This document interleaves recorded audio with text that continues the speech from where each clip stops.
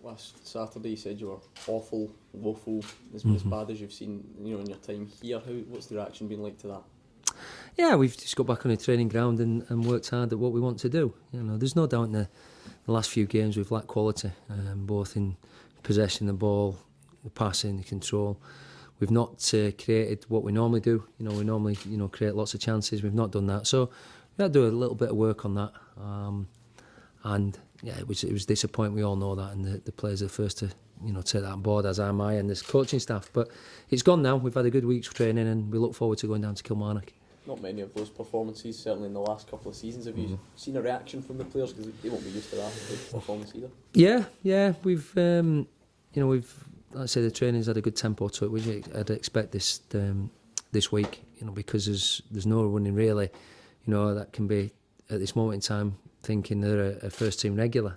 So there's been there's healthy competition.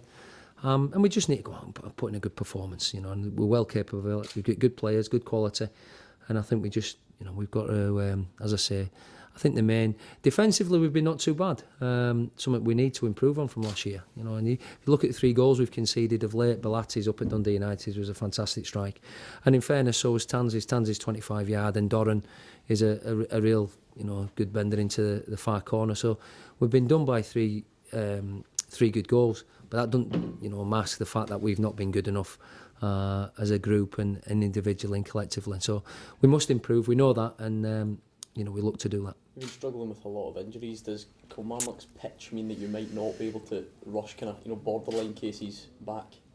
Yeah, possibly. I mean, listen, the surface is what it is. It's same for both sides. I'm sure Kilmarnock haven't settled down to it yet. It's just been laid.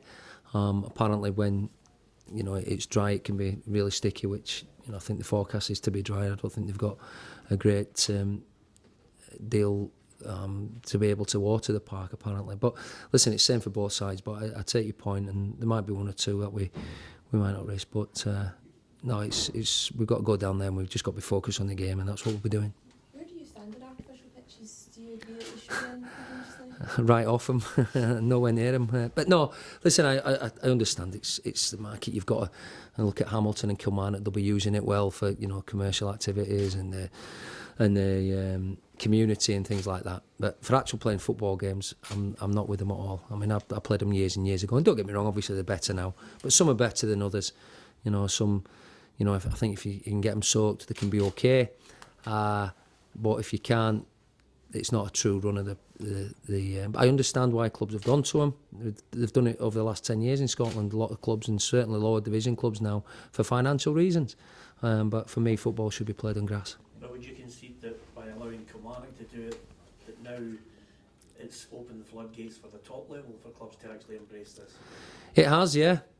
So, that's something we'll just have to look at. It's, I know Hamilton had it a few years ago and they've had to change back when they came up, but obviously the rules have changed again now. So, we know there's a big percentage actually lower division sides with artificial parks. But Kilmarnock, used to be one of the best. I mean, it's still a huge pitch, whether it's grass or artificial, but it's still a big park. But it used to be one of the best ones. But unfortunately, it is what it is, and that would be no excuse for us. But in an ideal world, I would like to see every pitch grass. As a footballer, do you think it's to the detriment or the betterment of the game? I would say detriment. No, I can't say detriment. I can't say it's for the better. I would say, listen, you can, if you get young kids using it every night and train it on a Sunday and for technical, that can only help develop players. There's no doubt about that. For actual playing competitive games, as I say, I like the way the ball moves on the grass, downsides of people and over the top, whatever it may be. Listen, there'll be times in January the parks will be shocking, and there'll be mud baths or whatever, and at least you'll know that you're getting a decent surface, although it might not run as truly as you would like. So there's fors and against, but I think if you train on it regular, knowing players that have trained on it regular, it's not done them very good. But there'll be people out there who say the surfaces now are that springy, it's no worse than training on hard grounds. And that might be the case. But for certain players, I know certain players that I've played with, that I've managed, that I've coached, that we've got, wouldn't be able to train, day in, day out on it. That's a fact. In fact, we had 3 missing after the Starnen game after we trained twice on it and then played on it over in Iceland, and we had 3 lads out, from then. Have you got a chance of getting any more players in? No, we're happy with the squad we've got, and if anything, there'll be people going out rather than people coming in now. We've unfortunately young David Ferguson and Lee Irwin have picked up injuries, so they'll be out from the starting 11 last week.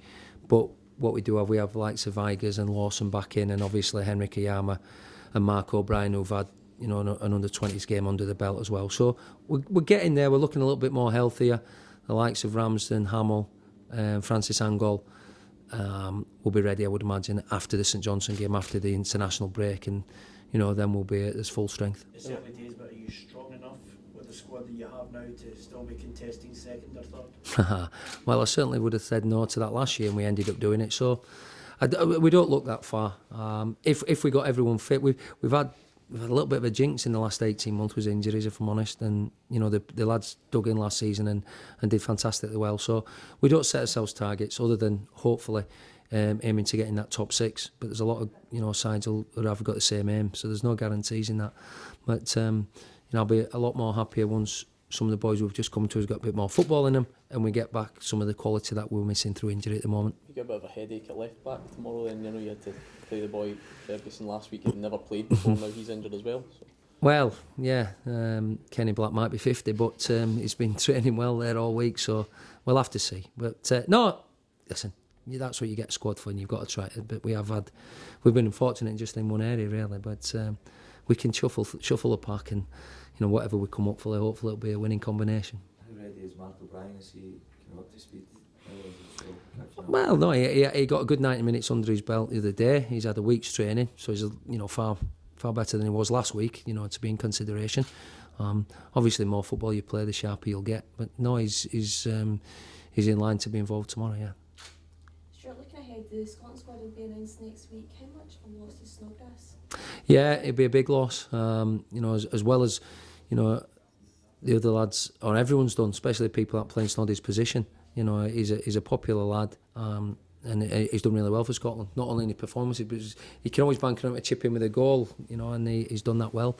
So it will be a big loss, but it's a stage now, different from maybe when Gordon and we got involved with Scotland, set up that we were struggling to name players. Now I think Gordon's got a problem leaving players out, so that's a good sign. So obviously it'll be a miss, but hopefully we've got good enough players now that can fill that void. How close is Scott Arfield to a call up? Well, you can only go on what you've seen on TV. Obviously, his performances for Burnley, and certainly his goal the other day was exceptional. So, but there's a lot of good players getting mentioned. You can only name so many, but there's other names I could throw out there and think, yeah, he'll be knocking on the door. But in the past, I mean, obviously, Ketch Anya from Watford came out of nowhere.